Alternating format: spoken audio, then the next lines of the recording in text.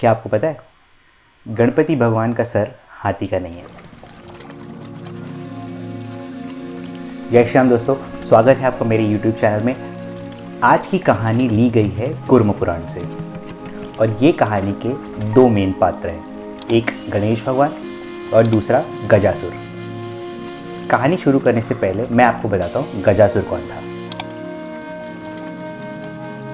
गजासुर एक ऐसा असुर था जो एक गज और एक असुर के मिलने से पैदा हुआ था।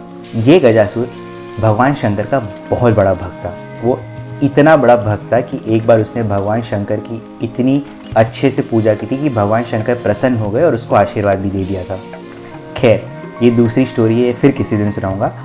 आज की स्टोरी के लिए वो शंकर भगवान का बहुत बड़ा भक्त था और ये गजासुर अपनी आधी ज़िंदगी बीतने के बाद भगवान शंकर के गणों के साथ मिल गया था और भगवान शंकर के साथ ही रहता था।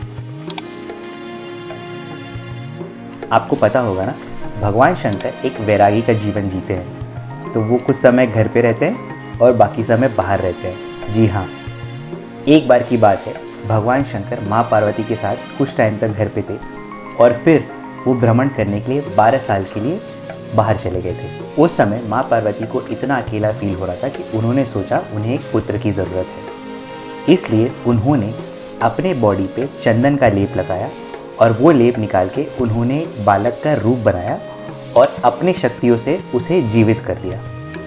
ये बालक माँ पार्वती के अंश से बना था, इसलिए ये बहुत ही सुंदर था। एक दिन की बात है, माँ पार्वती नहाने जा रही थी, तब उन्होंने इस बालक को कहा कि वो गेट पे खड़े रहे और किसी को भी अंदर ना आने दे। 12 साल बीत चुके थे तो महादेव घर लौट गए और उन्होंने घर अंदर आने की जिद की थी। तब गणेश भगवान ने उन्हें अंदर आने से रोका और गुस्से में महादेव ने अपने त्रिशूल से बच्चे का सर काट दिया।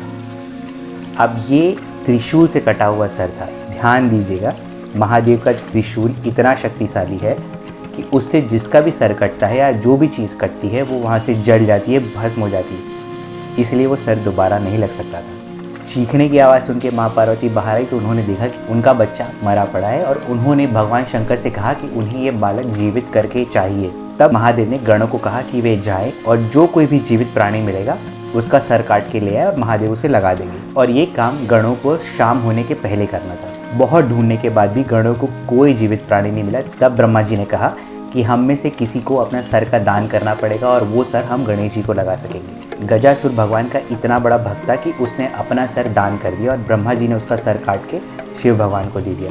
शिव भगवान ने वही सर गणपति जी को लगा दिया था। इसीलिए तो गणेश जी का नाम पड़ा गणपति, गणों के राजा। जी हाँ, ऐसी और स्टोरी जानने के लिए प्लीज़ सब्सक्राइब करिए। जय श्री राम।